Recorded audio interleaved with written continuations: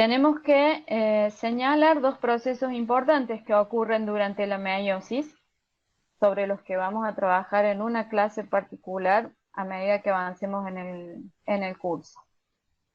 Uno de los eventos que ocurren durante la meiosis y que es importante desde el punto de vista genético es la recombinación por crossover.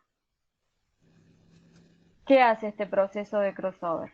Nos permite mezclar la información que está en los cromosomas homólogos. Acá distinguido en colores, este cromosoma celeste viene del padre y tiene cierta información. Este cromosoma rosa viene de la madre y si bien informa para los mismos caracteres, puede tener diferentes variantes de esos caracteres. Recuerdan que hablábamos de cuando nos referimos a las variantes de un gen, hablamos de alelos. Esos alelos pueden ser diferentes y la combinación que traiga, imagínense que a lo largo de este cromosoma tienen varios genes, la combinación de alelos para los diferentes genes pueden ser diferentes en ambos homólogos. Entonces, este proceso de recombinación nos permite mezclar la información que está en los cromosomas homólogos y generar nuevas variantes. Esta cromátida que no recombina va a ir a una gameta con cierta información. Esta cromátida que tampoco recombina va a otra gameta con su información. Y estas dos que recombinaron generan gametas diferentes de estas otras dos. Entonces, aumentamos la variabilidad con este proceso. Y el otro proceso en el que vamos a hacer hincapié, y que también es importante desde el punto de vista genético, es la recombinación independiente. La recombinación independiente lo que hace es mezclar la información que está en cromosomas diferentes. Me vuelvo al anterior. El proceso de crossover mezcla la información que está en el par de cromosomas homólogos. Y la recombinación independiente mezcla la información que viene en diferentes cromosomas. Y esto va a ocurrir, esta recombinación ocurre al azar durante la división celular cuando los pares de cromosomas homólogos se alinean en el plano ecuatorial. Durante la meiosis, ¿qué van a hacer los cromosomas homólogos? Se van a reconocer en la profase, van a unirse y van a quedarse juntos hasta la anafase 1. Entonces, esos pares de homólogos van a llegar al plano ecuatorial y al azar pueden ordenarse de esta manera. Supongamos que los rojos siguen siendo los maternos, los azules los paternos.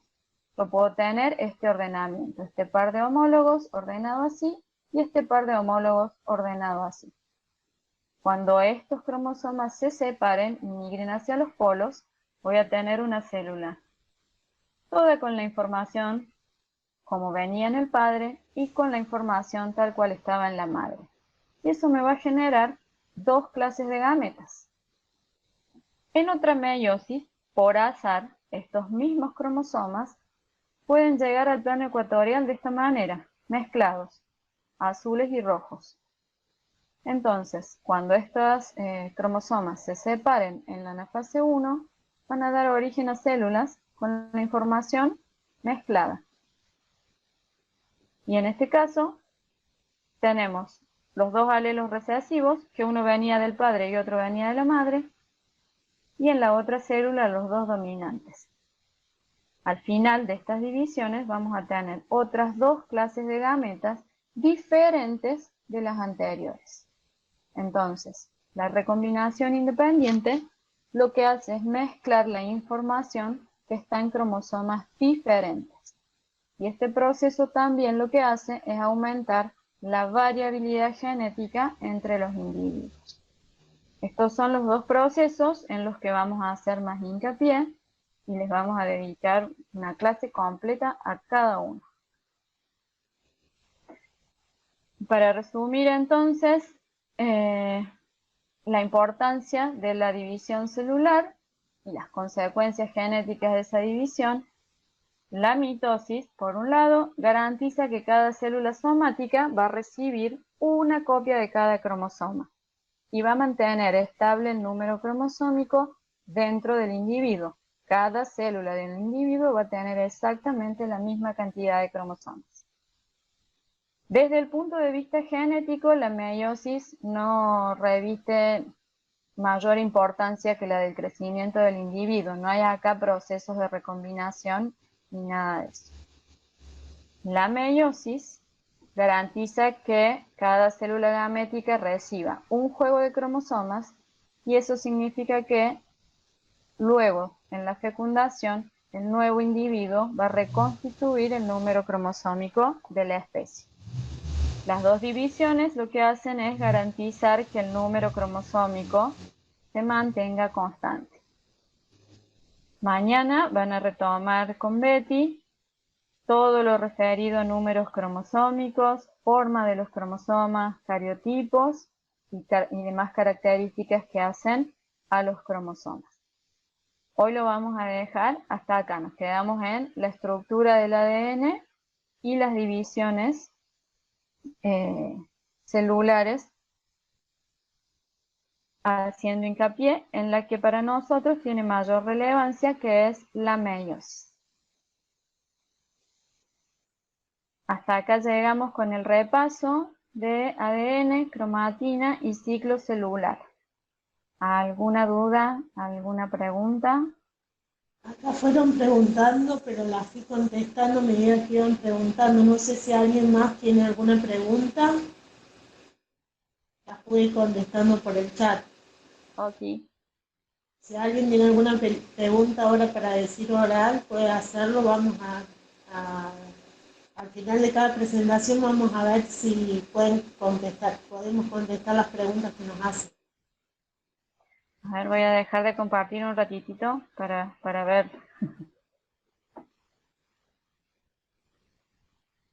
Hasta acá, esto era un repasito, esto les tiene que sonar. No, no hay nada, Lore. ¿Nada? No hay nada. Bueno, Sí hay 23 participantes escuchándote, pero no hay nada. ok. Bueno, una de los ejercicios que van a tener que entregar como actividad para corregir es justamente un cuadro comparativo entre ADN y ARN. Acá pregunta, muy claro, muchas gracias. ¿Cómo era lo de los cromosomas homólogos? Hay alguien que no entendió lo de los cromosomas Los homólogos. cromosomas, bueno, eh, la mayoría de las cosas que nosotros describamos ahora en el curso, vamos a hacer referencia siempre a especies diploides. Si se acuerdan, las especies diploides son las especies que reciben un juego de cromosomas del padre y un juego de cromosomas de la madre. Me vuelvo a ver vuelvo a abrir el PowerPoint para explicarlo con un dibujito.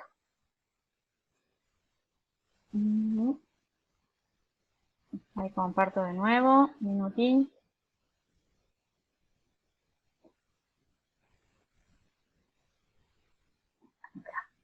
Vamos a buscar el cromosoma.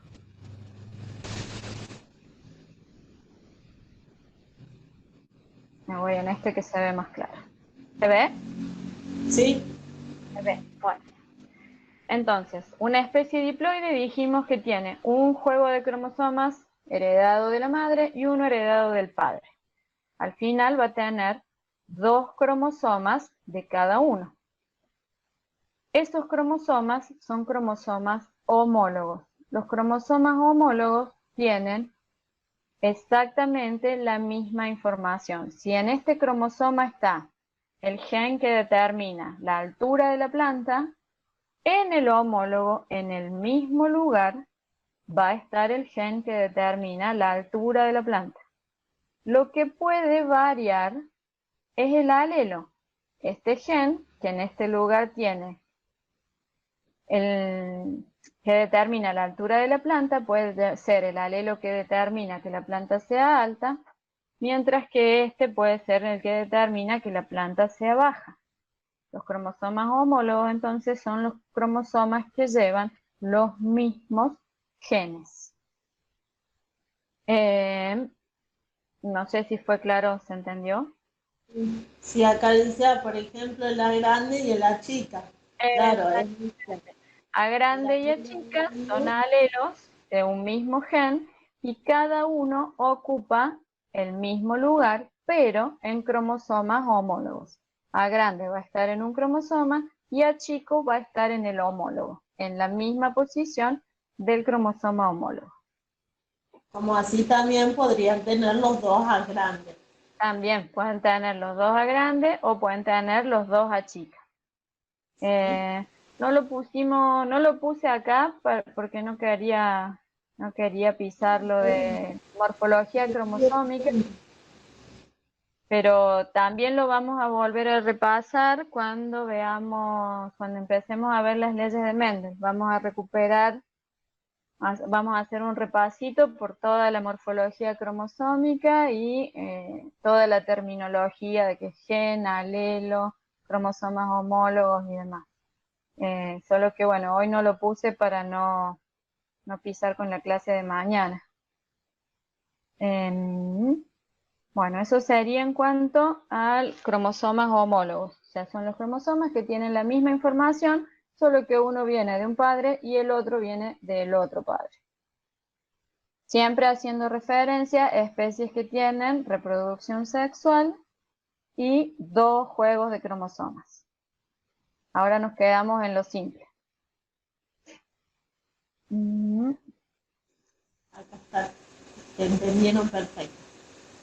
Buenísimo. Entonces, ahora ya que vimos la organización del ADN dentro del núcleo, vamos a ver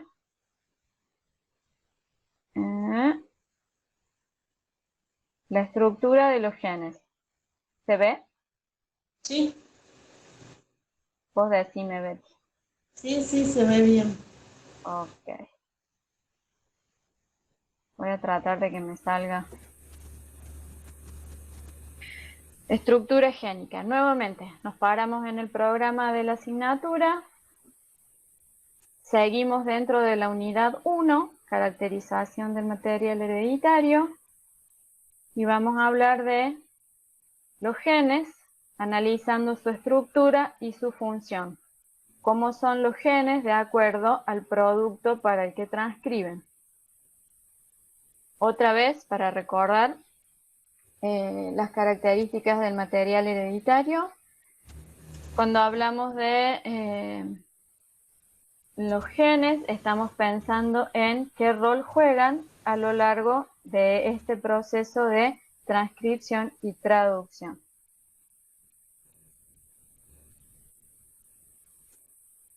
Recordemos la cromatina. Hablamos de la molécula de ADN, la doble cadena, tal como la describieron Watson y Crick.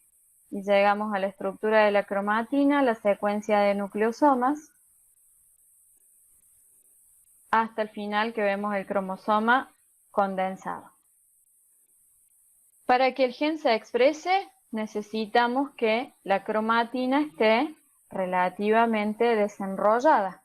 Entonces, a lo largo del ciclo celular, la etapa G1 en la que el gen se puede expresar, me encuentra en esta estructura, la estructura de secuencias de nucleosomas. Vimos que en esa cromatina había heterocromatina, que estaba inactiva para la transcripción porque estaba muy condensada, y hablamos de la eucromatina. Y dijimos que dentro de esa eucromatina teníamos secuencias de copia única y secuencias medianamente repetitivas. Las secuencias de copia única son genes que van a transcribir en un ARN mensajero que finalmente va a ser traducido en una proteína. Las secuencias medianamente repetitivas involucran genes que van a transcribir para ARNs ribosómicos y ARNs de transferencia, que son el producto final de la transcripción y que junto con el ARN mensajero van a llevar adelante la síntesis de esa proteína. Este dibujito me pareció que estaba súper simpático para representar cómo se decodifica el mensaje contenido en el ADN, siguiendo el dogma central de la biología molecular. El ADN se va a replicar, luego va a ser transcripto en un ARN. Aquí solo aparece el mensajero, pero también necesito que se transcriban los ribosómicos y los ARN de transferencia para que luego de la transcripción y maduración del mensajero, este mensajero pueda ser traducido en el citoplasma. Entonces, lo que vamos a ver ahora es cuál es la estructura de los genes en función de su producto final. Vamos a concentrarnos en los tres tipos principales de ARN. El mensajero, que es el que lleva verdaderamente las instrucciones para la proteína que se va a sintetizar. El ARN ribosómico, que forma parte de los ribosomas, en donde ocurre la traducción, y el ARN de transferencia, que es el responsable de incorporar los aminoácidos durante la síntesis de proteína. Luego tenemos un montón de ARNs pequeños que cumplen diferentes funciones. Algunos están relacionados con en el proceso de corte y empalme de los intrones y exones, por ejemplo, los ARNs pequeños nucleares. Otros están involucrados en la estabilidad y en la traducción de los ARNs mensajeros. Eso lo vamos a ver brevemente en la siguiente instancia. Ahora nos vamos a concentrar en los ARNs ribosómicos mensajero y de transferencia. Las enzimas responsables de transcribir cada uno de esos ARNs son la polimerasa 1, que transcribe los ARNs ribosómicos, la polimerasa 2, que transcribe los pre-ARNs mensajeros, y la polimerasa 2 también responsable de los ARN de transferencia. Creo que acá debería decir 3. Lo arreglo cuando lo vuelva a subir. Entonces,